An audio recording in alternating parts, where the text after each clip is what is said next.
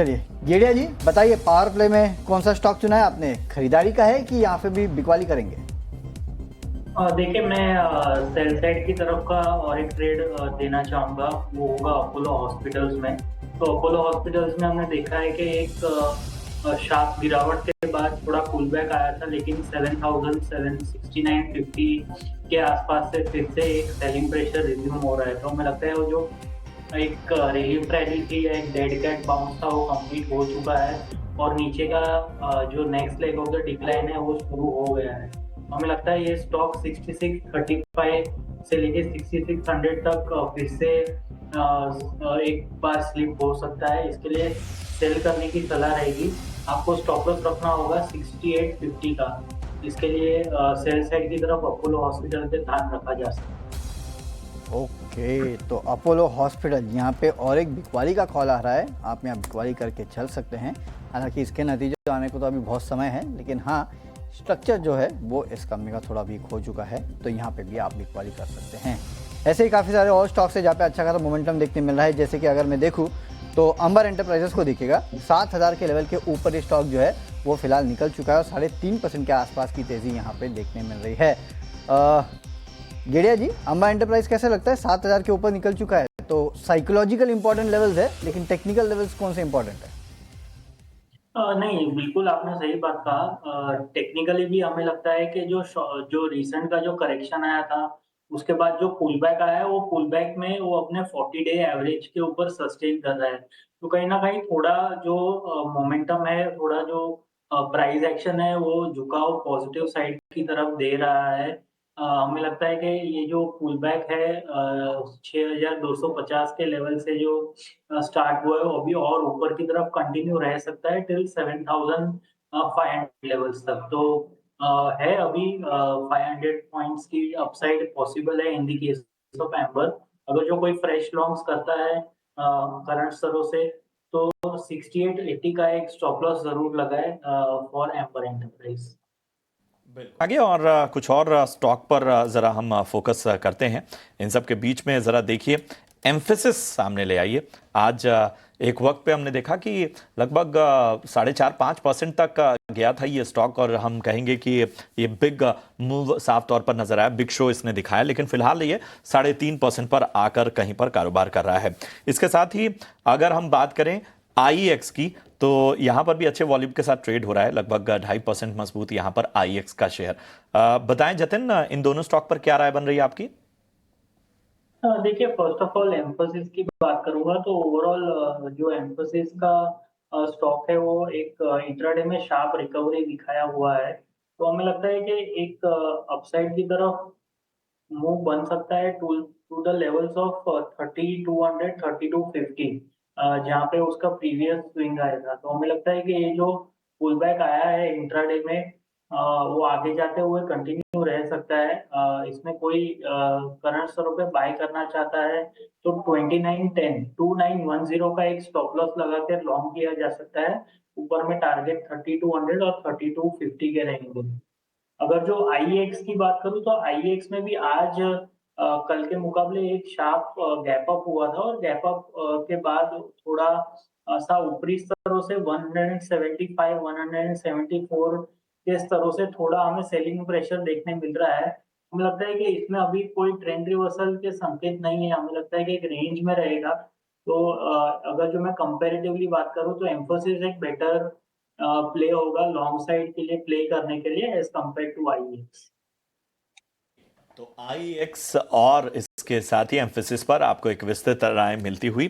चलिए, निफ्टी के जो टॉप गेनर स्टॉक्स हैं उनमें से ज़रा चुनते हैं। ख़ास तौर पे आज एचयूएल को, हिंदुस्तान यूनिलीवर, कल जो एक अहम खबर आई जयपुर बेस्ड एक स्टार्टअप के अधिग्रहण की बात जो पूरी तरह से सामने आई, उसके बाद भी आज हम देख रहे हैं कि लगभग 2% की एक बहुत ही मजबूत तेज़ी बनी हुई, टिकाऊ तेज़ी में कहना ज़्यादा बेहतर होगा, यहाँ पर एचयूएल में देखने को मिल रही है।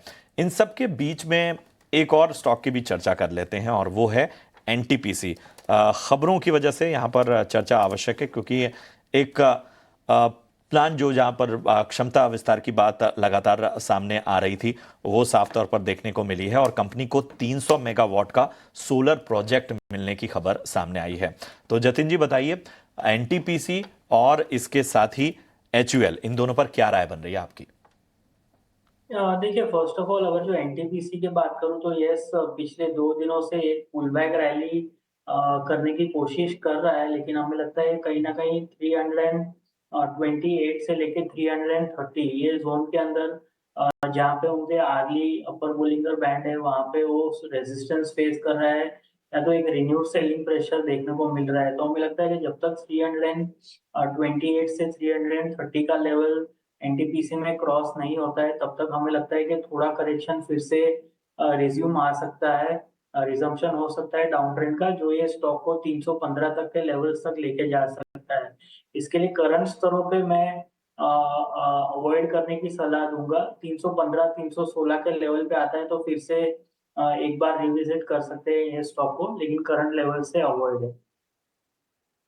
कि तो करंट लेवल पे एनटीपीसी जो है वो पूरी तरह से एक अवॉइड है। इनफैक्ट प्रशांत, आप एफएमसीजी स्पेस की चर्चा कर रहे थे, एचयूएल में आपने कहा कि 2% की तेज़ी है, तो एचयूएल तो नतीजों के बाद और कल जो डेवलपमेंट आया था उसके बाद अच्छी खासी तेज़ी में, लेकिन गोदरेज कंज्यूमर्स को देखिए आज नतीजे हैं उसके पहले 1% गिरा हुआ है, जबकि एफएमसीजी स्पेस अगर आप देखेंगे तो वहाँ करीब करीब अच्छी खासी तेज़ी देखने मिले, 0.5% के आसपास की तेज़ी एफएमसीजी इंडेक्स में देखने मिल रही है। तो गेड़ा जी, गोदरेज कंज्यूमर्स नतीजों के पहले थोड़ा दबाव में है, तो आप बताइए लेवल्स कौन से इंपॉर्टेंट होंगे जहां पे हम नजर रखें?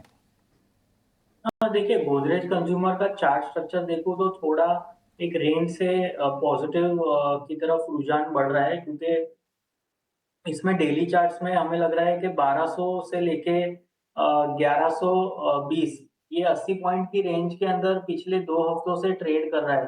तो कहीं ना कहीं एक बेस बना रहा है हमें लगता है कि, लेकिन अगर जो कंसिडरिंग के उनके क्वार्टरली रिजल्ट्स है, हमें लगता है कि वो भी हमें ध्यान रखना होगा।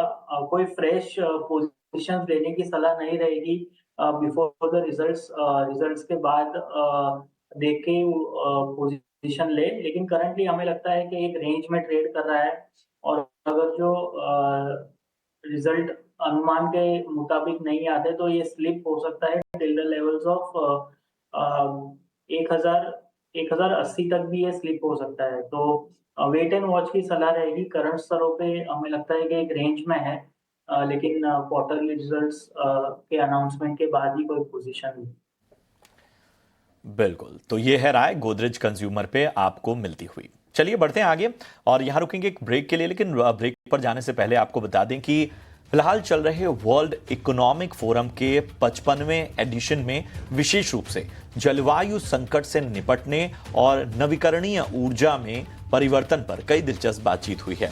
और इसी कड़ी में टाइम्स नेटवर्क की नेशनल एडिटर अनुया यादव ने वर्ल्ड इकोनॉमिक फोरम 2025 में उत्तर प्रदेश की उपस्थिति और नवीकरणीय स्रोतों में परिवर्तन की योजनाओं पर principal secretary additional sources of energy and chairman UP NEDA IAS Anupam Shukla से खास बातचीत की। एनर्जी के क्षेत्र में उत्तर प्रदेश सरकार जो है वो बढ़ चढ़कर काम कर रही है। मेरे साथ खास मेहमान है अनुपम शुक्ला जी। अनुपम सर, मुझे बताइए कि रिन्यूएबल एनर्जी जो है उसे लेकर किस तरह की मीटिंग्स आपकी यहाँ पर हुई है, किस तरह का इन्वेस्टमेंट देखने को मिल रहा है और क्या कुछ आगे के प्लान्स हैं स्टेट के? देखिए, गवर्नमेंट ऑफ यूपी ने रिन्यूएबल एनर्जी के क्षेत्र में 3 पॉलिसीज लॉन्च की हैं, जिसमें solar policy, bio energy policy और ग्रीन हाइड्रोजन पॉलिसी है। यहाँ डेवॉस में जितनी कंपनीज आई हैं उनका इंटरेस्ट सोलर पॉलिसी और ग्रीन हाइड्रोजन पॉलिसी में है। सोलर पॉलिसी में जो यूटिलिटी स्केल प्लांट्स हैं, जो हमारा बुंदेलखंड एरिया है, वहाँ पे लोगों ने इन्वेस्टमेंट शो किया है, इंटरेस्ट। साथ ही साथ जो हमारा डिस्ट्रीब्यूटेड सोलर है, जैसे कि हम सोलराइजेशन ऑफ एग्रीकल्चर फीडर्स कर रहे हैं, रूफटॉप्स कर रहे हैं, उसमें भी कंपनीज जो हैं वो इंटरेस्ट शो कर रही हैं।